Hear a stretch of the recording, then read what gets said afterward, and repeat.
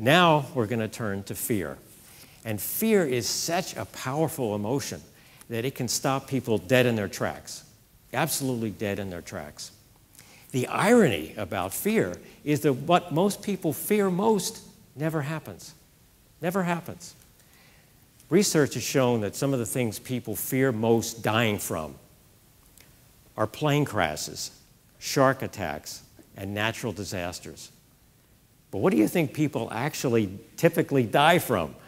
Well, it's alcohol, tobacco, and poor diet. So they're not even close. They're not even close.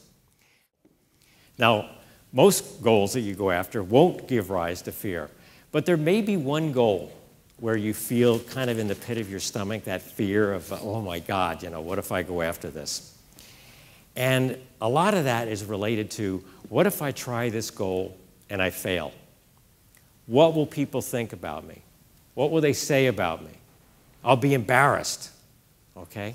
And it'll confirm what I secretly think about myself, except it won't be a secret anymore. We have to remember that just by trying something, we're learning, and we're learning things that can help us along the way towards that goal and other goals and beyond. People tend to make the mistake of thinking in extremes. All or nothing, success or failure. And they don't realize that just by trying something, they're getting closer to their goal. They're getting closer to being successful. If you're questioning your own ability, just realize that all you need to do are the right things in the right sequence in order to be successful. Thomas Edison, who was universally acknowledged to be extremely intelligent, really placed a premium on the value of hard work over natural intelligence. He has a wonderful quote, one I love, and it says, "Genius is 1% inspiration and 99% perspiration." And that really says it all. Now, maybe you're not afraid of failure. Maybe you're afraid of what other people might say, what they might think of your goal, what it implies about you, about your ability to achieve it. Negative feedback can come from well-intentioned people who have your best interest at heart. They think they're doing you a favor by saying, don't go after that. They think they're helping you. If that's the case, let them know why your goal is important to you and share with them your plan for achieving it. That's going to let them know that you've thought this thing through. A great example of overcoming negative feedback is the story of Arnold Schwarzenegger. Arnold Schwarzenegger came from a small village in Austria. His dream was to move to America and become a bodybuilding champion. Well, you can imagine what his parents thought about that. They thought he was crazy. His mother said, "I want you to follow in your father's footsteps and become a police officer."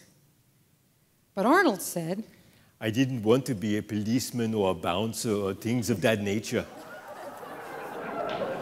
Even Arnold's friends thought it was a bad idea. They said, if you want to be a champion of something, why don't you be a champion of skiing or a champion of soccer? Those are the Austrian sports. But Arnold had his heart set on moving to America and becoming a bodybuilding champion. Not only did he become a bodybuilding champion, he was awarded the title of Mr. Universe and then went on to win Mr. Olympia 7 times. Then Arnold wanted to get into acting, and he got more negative feedback. Every agent he talked to said, "You do not have a chance." First they said, "Look at your body. It's overdeveloped. It's monstrous. That's not the kind of body that's successful in Hollywood. And your accent, it's so thick. No one in Hollywood has ever starred in a picture with an accent that thick. And forget about your name, Arnold Schwarzenegger." So basically they said, your body is too big for the screen and your name is too big for the marquee. But Arnold knew that his goal was right for him. And he eventually proved them all wrong by starring in Terminator 1, 2, 3, and Kindergarten Cop and Twins.